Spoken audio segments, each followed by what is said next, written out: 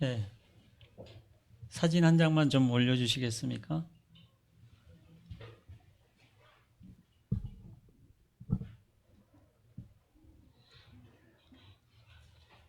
제가 좀 변명을 좀 놓는데 해야 될 것이 있어가지고 제가 사진 한 장을 준비를 했습니다.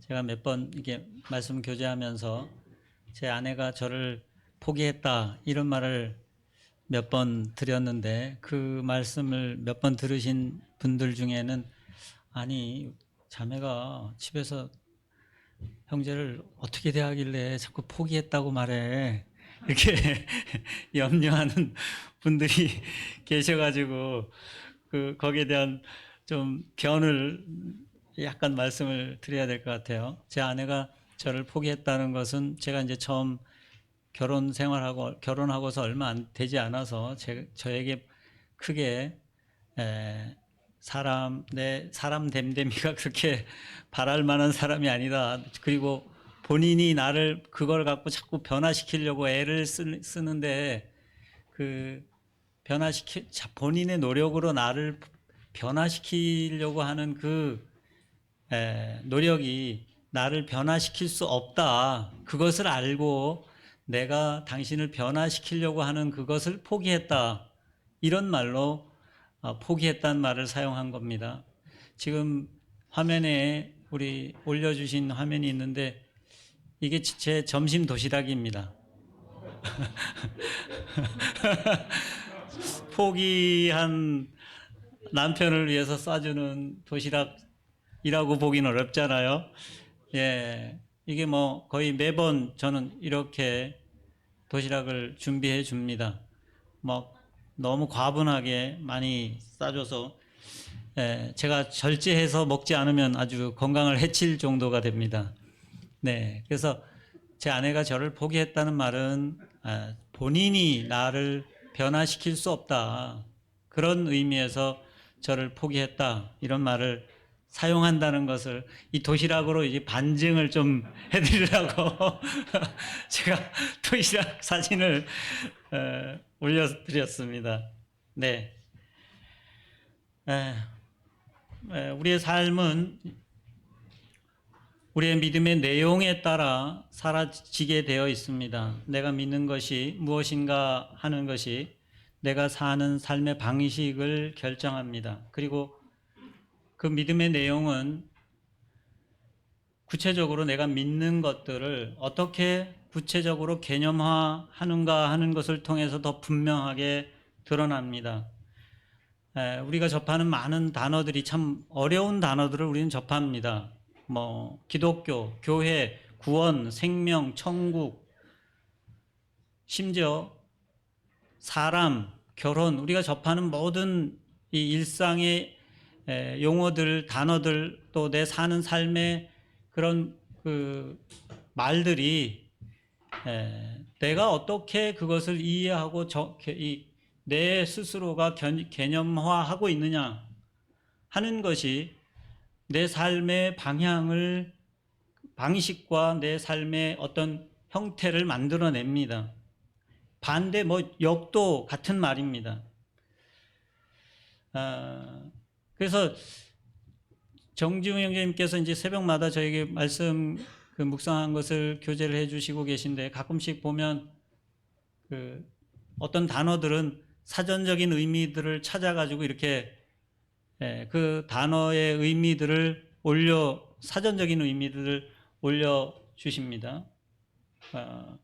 우리가 이미 알고 익숙한 말이라고 생각하는 단어들에 대해서도 그 사전적인 의미들을 찾아서 그렇게 올리는 이유가 무엇이겠습니까?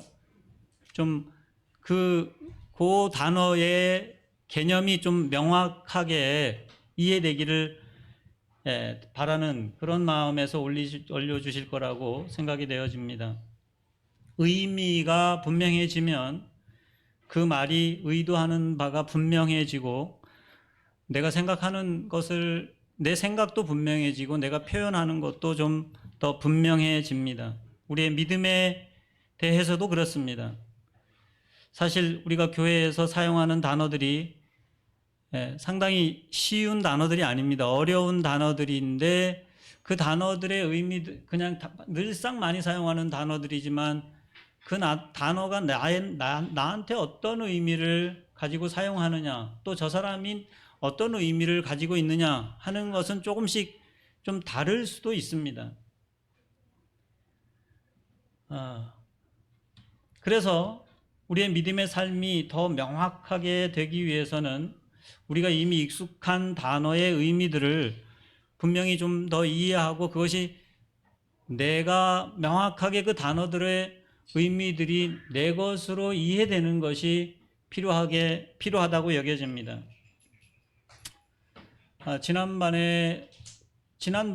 몇 주 전에 제가 교제하면서 구원에 대한 교제를 좀 나누었습니다. 구원이 뭐냐? 구원은 하나님의 생명으로 거듭나는 것, 위로부터 거듭나는 것, 결국 다시 태어나서 새로운 생명을 얻는 것이라고 이렇게 좀 정의를 내려봤습니다. 그러니까 생명이 새롭게 되는 것이죠. 하나님께서 위로부터 다시 나를 새롭게 태어나게 하는 것입니다. 제 아내가 나를 아무리 바꾸려고 한다고 해도 잘 바꿔지지 않습니다. 그래서 포기할 수밖에 없는데 제가 거듭나서 사실은 이런 대우를 받고 살고 있습니다. 구원은 새로운 생명을 얻어서 새로운 피조물로 새롭게 빚어지는 하나님의 일입니다. 왜 하나님께서는 이렇게 사람을 다시 태어나도록 하셔야 했습니까? 저희가 복음을 계속해서 듣고 있는데 말씀 시간마다 비슷한 복음의 말씀을 계속 듣습니다. 저도 제가 말씀하는 걸 보니까 예전의 걸 보니까 거의 같은 얘기들을 계속 반복해서 하고 있더라고요. 오늘도 같은 평소에 듣던 말씀이죠. 평소에 듣던 말씀을 다시 또 드려야 될 것 같습니다. 하나님이 사람을 만드셨을 때 하나님께서 하나님의 형상대로 빚으시고 하나님의 생명을 불어넣어서 하나님의 사람을 만드셨습니다. 하나님께서 가지고 가신 하나님의 생명을 가지고 하나님의 형상대로 만들어진 사람은 마치 하나님 같은 사람이었습니다. 이 말이 좀 이해가 되시면 좋겠습니다. 하나님 같은 사람. 왜냐하면 하나님의 형상을 담고 그분의 생명을 불어넣어서 그분을 담도록 만드시고 그분의 인격을 담도록 만들으셔서 사람은 결국 하나님 같은 사람이었습니다. 그리고 하나님께서 지으신 모든 것을 그에게 맡겨도 될 만한 그런 사람이었습니다. 왜 그렇습니까? 그가 하나님의 형상대로 하나님의 생명을 부여받은 하나님 같은 사람이었기 때문에 그렇습니다. 사람은 하나님의 생명을 소유하고 하나님과 같은 성품을 닮은 존재이기 하나님과 완벽하게 교제하며 하나님과 함께하는 것에 문제가 없었습니다. 그분의 생명을 가지고 있었기 때문에 그분과 같지 않으면 그분과 교제할 수도 없는 것입니다. 하나님의 뜻을 이해하는데도 크게 어려움이 없었습니다.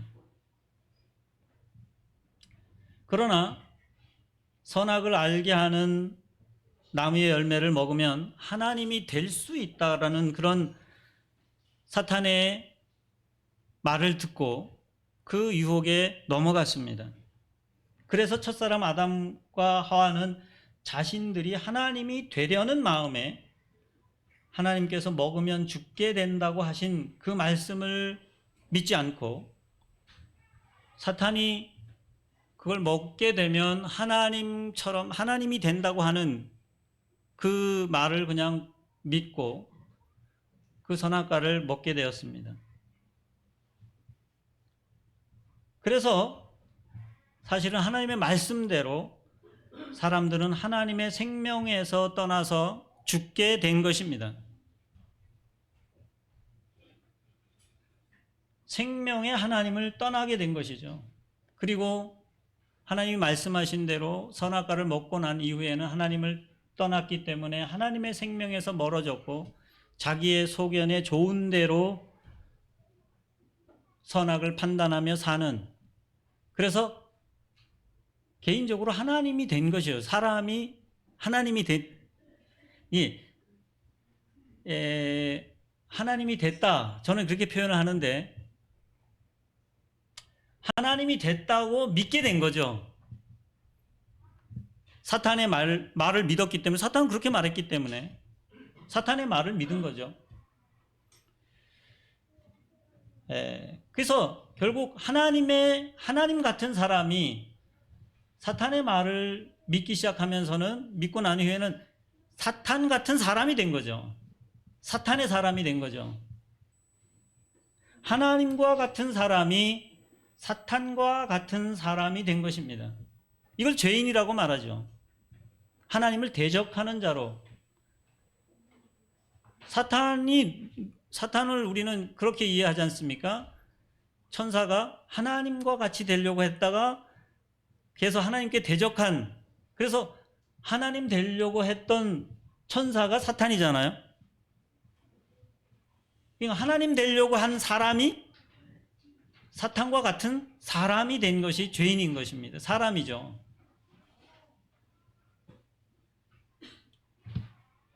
그래서 모든 사람은 하나님 앞에 죄인으로 살게 되었습니다. 하나님 앞에 자신의 행위로 의롭다함을 얻을 사람이 없다고 성경은 말하고 있습니다. 그리고 죄인들에게 찾아온 것은 결국 사망이요. 사망 이후에는 하나님의 심판이 기다리고 있습니다. 하지만 하나님께서 세상을 사랑하셔서 그 아들 예수 그리스도를 세상에 보내시고, 지난번에 교제했던 것처럼 밤중에 예수님을 찾아온 니고데모에게 예수님께서는 하나님의 말씀과 성령으로 거듭나지 않는 사람은 하나님 나라를 볼 수도 없고 들어갈 수도 없다고 하셨습니다. 그리고 물과 성령으로 거듭난다라는 것을 다른 말로 예수님을 믿으면 거듭난다, 예수님을 믿으면 영생을 얻는다 라고 이렇게 말씀하고 있습니다.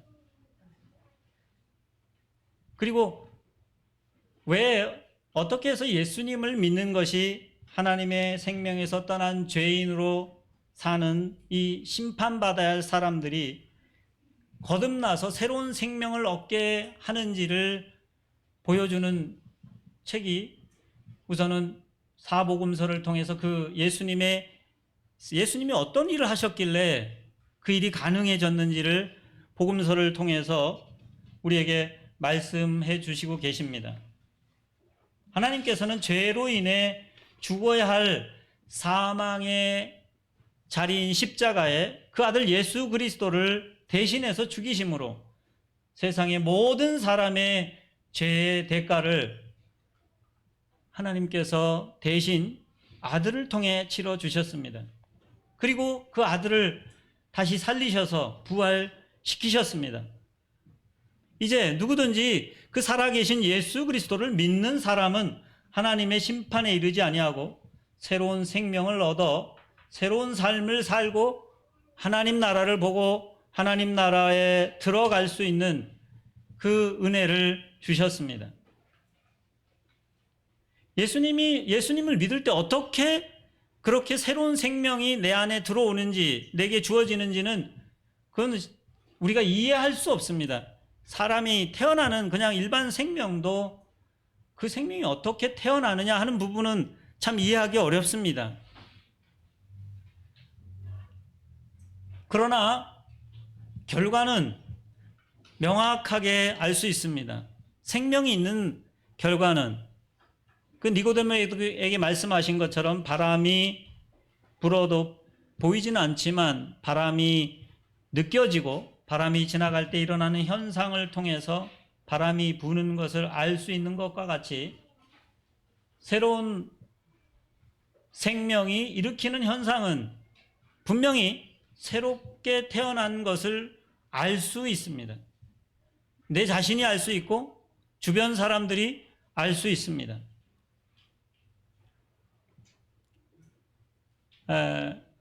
오늘은 그 생명에 대한 얘기를 좀 하기를 원합니다. 그 생명, 하나님께서 새롭게 주시는 영생, 이 영생을 우리는 어떻게 이해하고 있는가 하는 것입니다.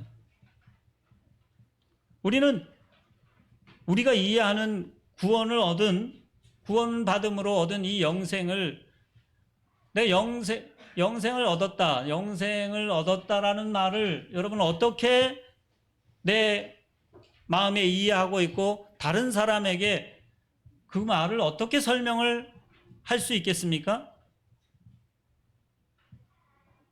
구원받았다고 말하는 것은 새로운 생명으로 거듭났다는 것이라고 제가 말씀을 드리고 거듭난 생명을 영생을 얻었다 이렇게도 말하고 있습니다. 요한복음 3장 16절에도 예수님을 믿는 사람은 영생을 얻게 된다고 말씀했습니다. 구원받았다. 나 구원받았다. 너 구원받았니? 이렇게 말할 때 구원받았니? 라는 묻는 말은 네가 거듭났니? 네가 영생을 얻었니? 네게 생명이 있니? 이 말하고 같은 말 아닙니까?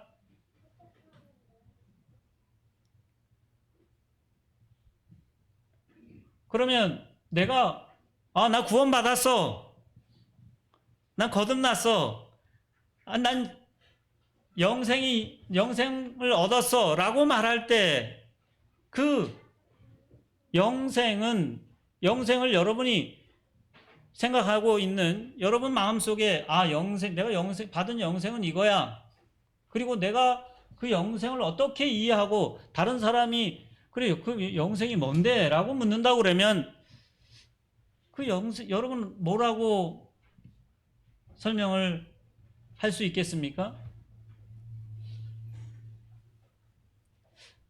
이런 부분에 어떤 면에서는 물론 잘 정리돼서 마음의 확신과 그 분명하게 대답하실 수 있는 분들도 있지만 이런 말들이 우리가 늘상 너무 일반화된 것들은 사실 너무 아주 일상화되고 일반화된 것들은 그것을 갑자기 이렇게 묻게 되면 잘 말하기가 더 어려운 측면들이 있습니다.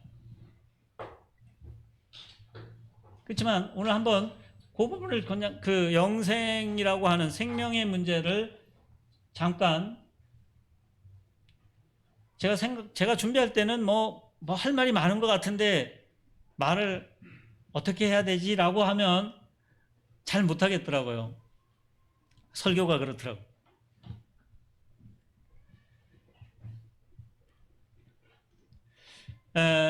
사실은 그리스도인으로서 내가 영생을 얻은 후에 구원받은 후에 구원을 받았다고 하고 구원이 아직 영원인 것이 명확하게 남아있지만 그 개념이 명확해지면 내가 구원받은 사람으로 사는 문제도 좀 더 명확해진다고 하는 것입니다. 제가 처음 서두에 말씀드린 것처럼 내가 사용하는 말의 개념이 명확해지면 내 생각이 명확해지고 내 생각이 명확해지면 내 사는 것도 좀 더 분명해집니다.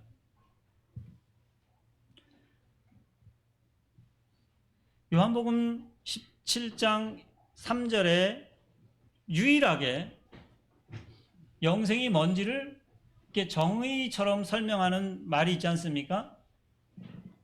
영생은 곧 유일하신 참 하나님과 그가 보내신 자 예수 그리스도를 아는 것이라고 영생을 정의하고 있습니다. 영생은 뭐뭐 하는 것, 뭐뭐시다 라고 이렇게 정의를 하고 있지 않습니까? 성경에서 영생을 분명하고 유일하게 이렇게 정의를 내려주는 것이 이 구절입니다.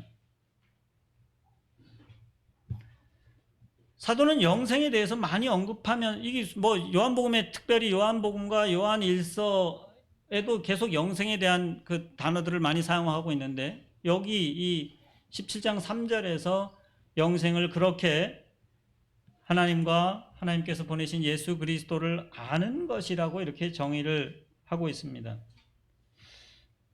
왜, 어떤 의도로 이렇게 정의를 할까요? 여러분은 이 정의를 명확하게 이해하십니까? 예수님을 믿으면 영생을 얻는다고 했으니, 영생이 하나님과 예수님을 아는 것이라면, 예수님을 믿게 되면 예수님을 알게 되고 하나님을 알게 된다, 이런 말과 같은 말이라고 여겨집니다. 믿음은 하나님과 예수 그리스도를 알게 되는 결과를 낳습니다. 그런데 믿는 것과 아는 것은 이렇게 사실 거의 상호 이게 통하는 작용을 합니다. 믿는 만큼 사실 알게 되고 아는 만큼 믿게 되는 경우도 있습니다. 하나님을 아는 것이 왜 중요합니까? 모든 생명이 하나님으로부터 오지 않는 것이 없습니다. 하나님이 생명의 근원입니다. 모든 생명은 하나님으로부터 말미암습니다. 생명의 시작이 하나님께로부터 오는 것입니다. 하나님이 사실은 생명입니다. 생명이 하나님은 아니지만 하나님은 생명이십니다. 세상의 시작이 하나님으로부터 시작됐고, 하나님은 그 자체가 생명이십니다. 하나님은 생명의 본질이고, 생명이 하나님의 어떤 면에서는 중요한 본질 중에 하나입니다. 왜냐하면 하나님 스스로가 어떤 분이십니까? 우리는 성경에 하나님을 가장 잘 정의하는 말은 스스로 계신 분이다. 그분 자체가 스스로 계시는 분, 생명이에요. 어떤 다른 존재에 의존하지 않는, 생명은 하나님이 계시기 때문에 존재하게 되는 것입니다. 하나님이 없으면 생명도 없습니다. 그 하나님을 안다 하는 것은, 그래서 하나님을 아는 것이 영생입니다. 근데 여기서 안다, 이 말은, 안다라는 말이 그냥 뭐 지식적으로 아는 그것을 말하지 않습니다. 친분이 있어서 그냥 알고 지내는 그런 관계 정도로 말하는 단어가 아닙니다. 부부가 한 몸으로 하나가 되어서 서로 아는 것처럼 그렇게 아는 그런 것을 말합니다. 서로 내 것이 되는 그런 관계의 알을 말합니다. 그 생명의 하나님이 나의 하나님이 되는 것, 그리고 내가 하나님 것이 되는 그런 알민 것입니다.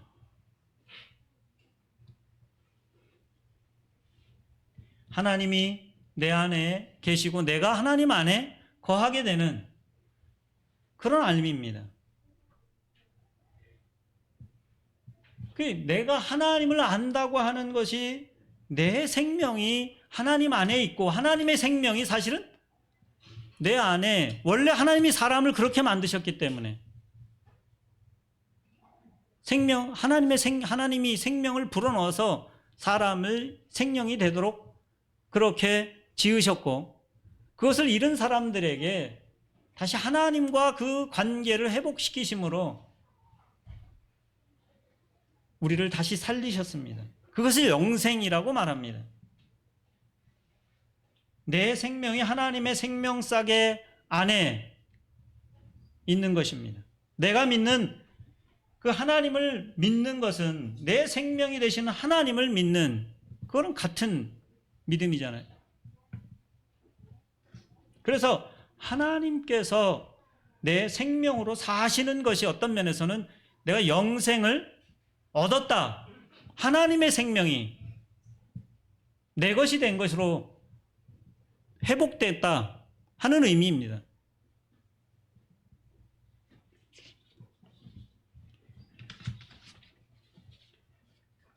예수님은 그 생명이 나타나신 바가 된 바다, 이렇게 성경은 말하고 있습니다.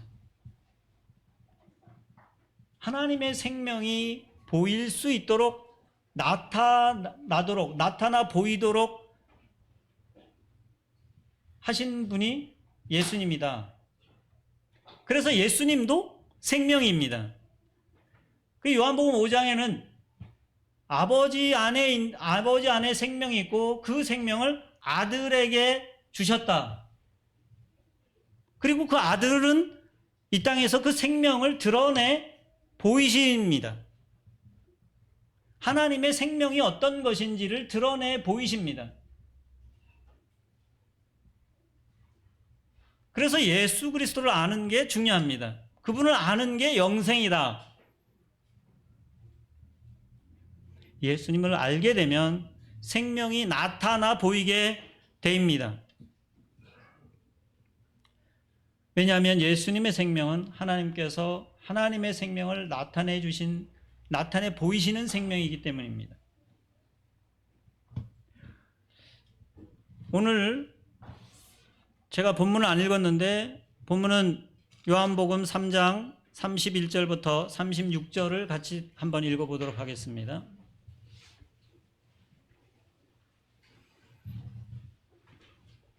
요한복음 3장 31절부터 36절입니다. 같이 한번 찾으셨으면 읽어보겠습니다. 시작. 위로부터 오시는 이는 만물 위에 계시고 땅에서 난 이는 땅에 속하여 땅에 속한 것을 말하느니라. 하늘로부터 오시는 이는 만물 위에 계시나니 그가 친히 보고 들은 것을 증언하되 그의 증언을 받는 자가 없도다. 그의 증언을 받는 자는 하나님이 참되시다는 것을 인쳤느니라. 하나님이 보내신 이는 하나님의 말씀을 하나니 이는 하나님이 성령을 한량없이 주심이니라. 아버지께서 아들을 사랑하사 만물을 다 그의 손에 주셨으니 아들을 믿는 자에게는 영생이 있고 아들에게 순종하지 아니하는 자는 영생을 보지 못하고 도리어 하나님의 진노가 그 위에 머물러 있느니라. 읽은 본문을 자세하게 설명을 하지 않는데 제가 지난번에 말씀드렸던 이 요한복음 3장의 전반부와 요 부분을 좀 비교해서 이렇게 보시면 좋겠습니다. 오늘 본문은 사도 요한이 침례 요한을 입을 빌어서 예수님이 어떤 분인지를 증거하는 그런 본문입니다. 예수님이 어떤 분이다 라고 예수님을 증언하는 내용입니다. 이건 침례 요한이 하는 말로 기록이 되어 있습니다. 다른 데는 기록이 되어 있지 않지만 여기는 요한 사도는 이것을 기록을 하고 있습니다. 그런데 여기 위로부터 오시는 이, 그리고 하늘로부터 오시는 이, 하나님이 보내신 이, 이런 말들이 계속 등장합니다. 근데 위로부터 오시는 이 말은 거듭난다라는 말과 같은 단어를 사용하는 말입니다. 위로부터 난다 이런 말, 위로부터 나지 않으면 하나님 나라를 볼 수 없다 이런 말과 같은 말이, 그 거듭나지 않으면 하나님 나라를 볼 수 없다 이 말과 거기 사용되는 단어들이 같습니다. 여기 예수님을 소개하지만 잘 보시면 그 예수님이 어떤 분인지, 그리고 그 증거를 받은 사람은 하나님이 참되신 것을 인쳤느니라 이렇게 말하고 있고, 하나님이 이 34절에 보시면 하나님이 보내신 이는 하나님의 말씀을 하고, 이는 왜 그러냐 하면 하나님의 성령을 한량없이 주심이니라. 하나님이 성령을 한량없이 주심이라. 근데 거듭나는 일도 성령으로 거듭나는 일입니다. 그리고 하나님께서는 만물을 그 아들이신 예수 그리스도에게 맡기셨다, 이렇게 말씀하고 있습니다. 그런데 하나님이 세상을 처음 창조하신 이후에 만물을 어떻게 했습니까? 사람에게 맡기셨습니다. 여기 물론 예수님에 대해서 증거하고 있지만 그 거듭나는 것과 연관을 시켜서 좀 보면은 거듭난 사람이 예수님의 생명과 같은 그 생명으로 거듭나는 것을 보게 됩니다. 그래서 아들을 믿는 자는 영생이 있고 라는 말을 다시 그 앞쪽에 썼던 말을 다시 반복해서 결론처럼 말하고 있습니다. 내가 거듭나서 영생을 얻었다 하는 말은 무슨 말이냐? 결국 그 하나님의 생명, 아들의 생명. 그래서 우리가 몇 번을 걸쳐서 갈라디아서 2장 20절, 21절의 말씀을 들은 적이 있습니다.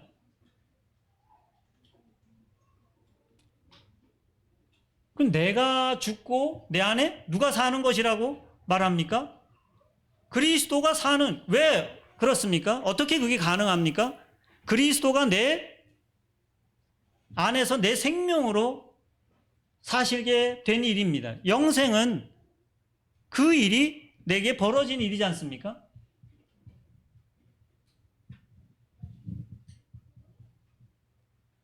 결국 내가 영생을 가졌다는 것은 아버지 안에 있는 생명을 아들에게 주셨고 아들이 내 안에 거하게 되심으로 내가 하나님이 원래 주신 그 생명으로 다시 살아나게 되었다.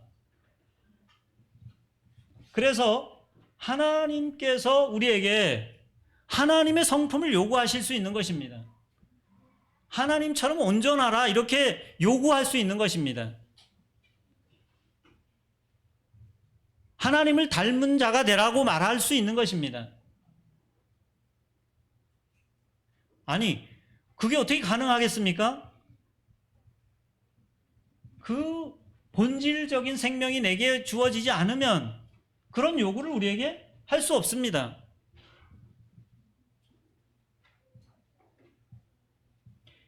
예수님의 생명을 가졌기 때문에 예수님처럼 그 몸으로 그 생명이 나타날 수 있게 된 것입니다.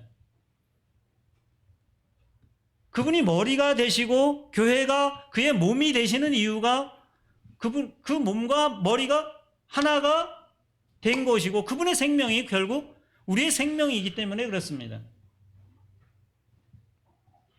성경은 이 생명을 누린 사람들의 증거로 가득합니다. 그분들은 하나님이 어떤 분인지를 그 사람을 통해서 드러내 보이셨습니다. 그 사람이 살아가는 모습이 하나님이 너 보니까 하나님이 계신 거 안 해. 제가 특별히 그 창세기의 족장들 우리 족장 세 분, 특별히 아브라함, 이삭, 그 다음에 요셉은 좀 빼고 야곱, 이 세 사람에 대해서는 사람들의 간증이 뭡니까? 하나님이 함께 계시는 걸 봐요. 사람들이. 요셉은, 아니, 야곱은 잘 그런 얘기가 없어요. 자기가 막 고백을 하지. 자기에게 나타나서 보여주시고 자기랑 싸워갖고 이제 한참 시간이 걸리지 않습니까? 그리고 나중에 그의 고백을 통해서 하나님을 고백합니다. 교회사가 보여주는 게 그렇습니다. 하나님의 생명을 가진 사람들이 하나님이 어떤 분인지를 그 생명으로 산 사람들의 모습을 증거하고 있습니다.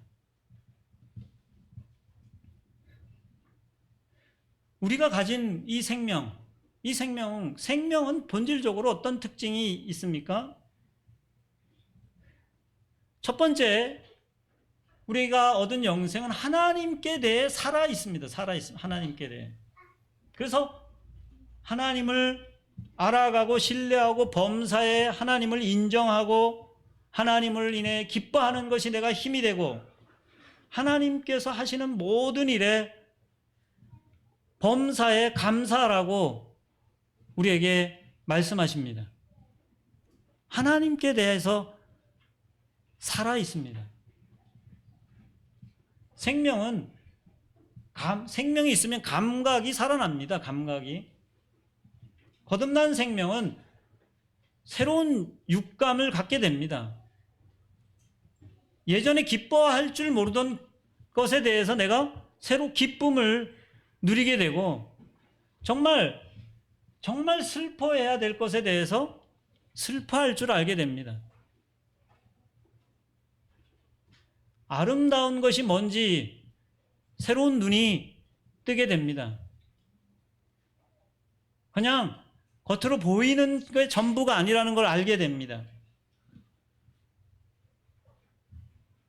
생명이 있는 거는 그냥 사라지는 거잖아요. 사라지는 거. 생명이 있으면 그냥 그것은 사라지는 겁니다. 생명은 사라지게 되어 있어요.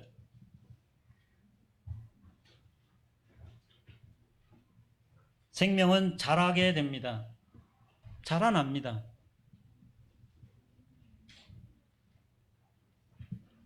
그리고 결국 열매를 맺게 되어 있습니다. 성경은 줄곧 그 얘기를 서신서를 통해서 계속 말씀해 주고 있습니다. 너희가 거듭났으니까 영생을 얻었으니까 그 생명이 자라가고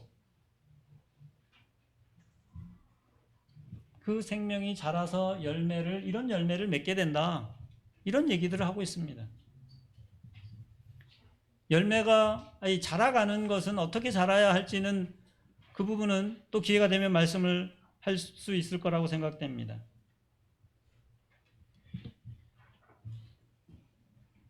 우리의 믿음은 우리의 생각을 만들어냅니다. 내 생각이 명확하지 않은 것들은 내가 생각이 못 따라가는 것은 사실 내가 아직 믿음이 명확하지 않은 것입니다. 공상이죠, 공상. 그리고 생각은 행동을 만들어냅니다. 믿으면 그렇게 생각하게 되고 그렇게 생각하면 그렇게 행동합니다. 구원은 우리에게 생명입니다. 그 생명은 저절로 사라지게 되는 생명입니다. 삶입니다.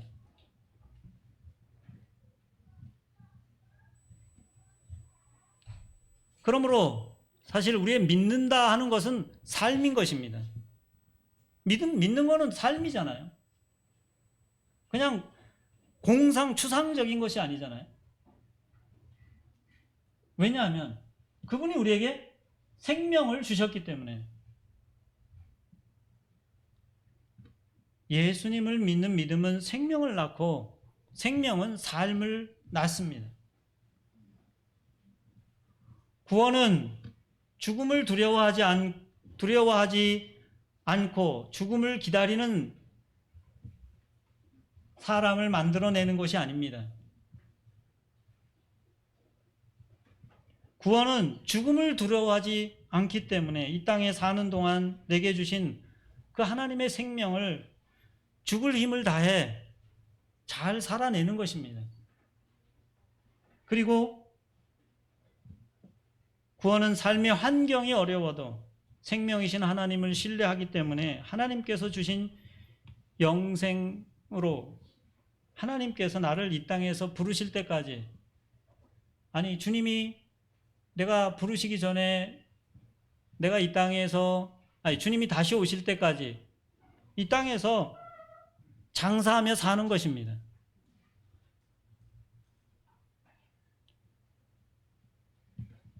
그런데 한 가지 주의할 게, 이게 자동으로 생명은 살게 돼 있는데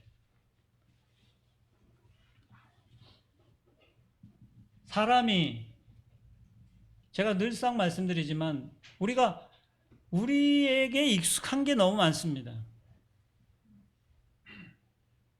내가 나온 그 우묵한 구덩이가 항상 있습니다. 내가 하나님의 생명에서 멀리 떠나 있었던 사람이라는 것을 아는 것이 필요합니다. 하루아침에 이 생명을 온전하게 살아낼 수 없습니다. 이 땅을 살아가는 동안에 어쩌면 제대로 사는 날이 별로 없을지도 모릅니다. 주님이 오시면 그 생명을 온전하게 누릴 수 있을 것입니다. 그래서 사실 생명이 혼자 사는 일이 참 어렵지 않습니까? 혼자 사는 게 어렵습니다. 그래서 매 순간 우리에게는 믿음이 필요합니다. 매 순간 믿음이 필요하고 내가 함께하는 사람이 필요합니다. 순간순간 그 생명을 가진 사람들이 같이 그 생명을 어떻게 살아내는지를 듣는 것이 필요합니다. 한 주일에 적어도 2번 정도는 같은 생명을 가진 사람들이 모이는 곳에 같이 하는 일이 필요합니다. 수요 집회가 그래서 있는 것 같아요.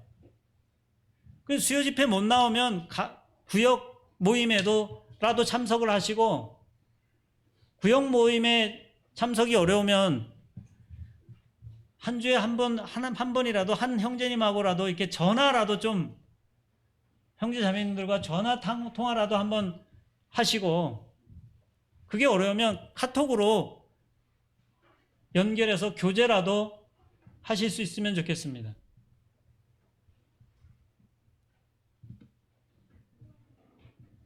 개인적인 그런 교제가 필요합니다. 같은 사람들이, 그 생명을 가진 같은 사람들이 나누는 생명의 증거들을 함께 공유하고 보고 나도 나누는 일이 필요합니다.